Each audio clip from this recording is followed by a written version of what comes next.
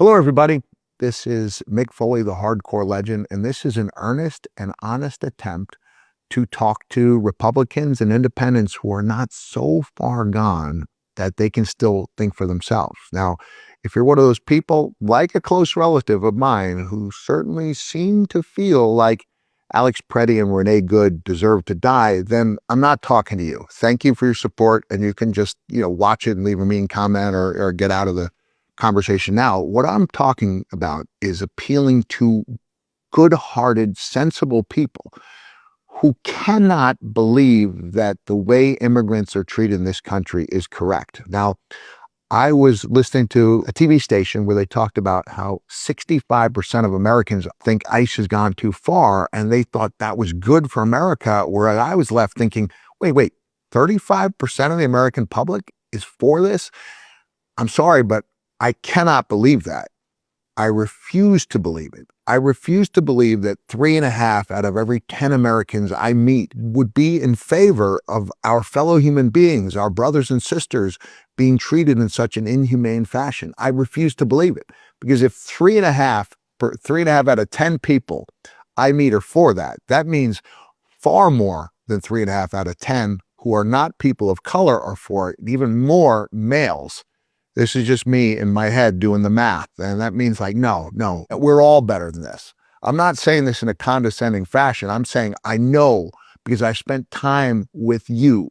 When I say that, I mean, I spent 15 years riding the roads with a variety of different wrestling friends and travel partners, one of whom I would consider to be very progressive. That would be Jim Cornette. The others, not going to make anybody's list of progressives and definitely going to lean conservative, independent to conservative. I never had any problems with a single one of them. We had discussions, not arguments.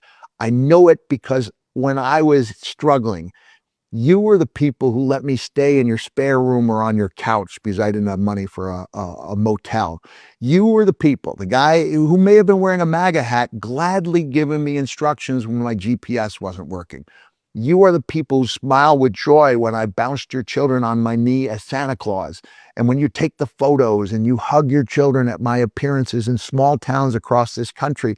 And I've worked in every single state, red, blue, and purple, and I've felt the love everywhere I've been. And I just refuse to believe that these people who treat me with such kindness would turn a blind eye to the cruelty that this administration is inflicting on others.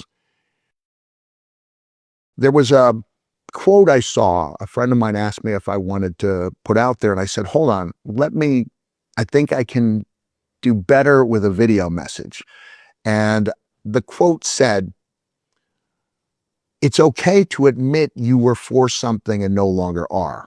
It's okay to say that you like something in principle, but not in its execution. And then it went on to say the best time to speak up would have been earlier.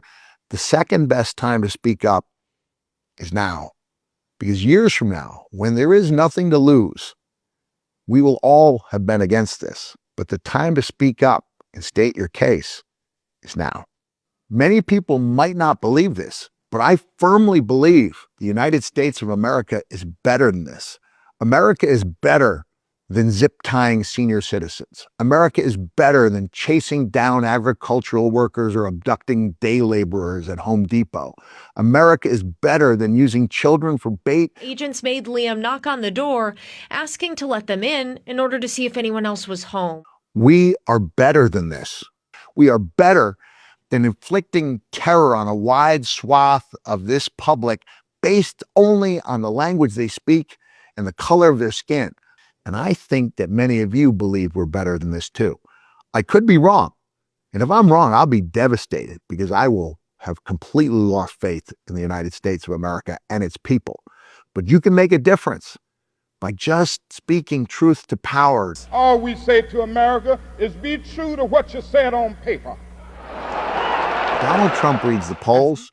35% is bad. It's not as bad as the 10% that I think is more accurate. Please make a difference by using your voice. Thank you for listening, and have a nice day.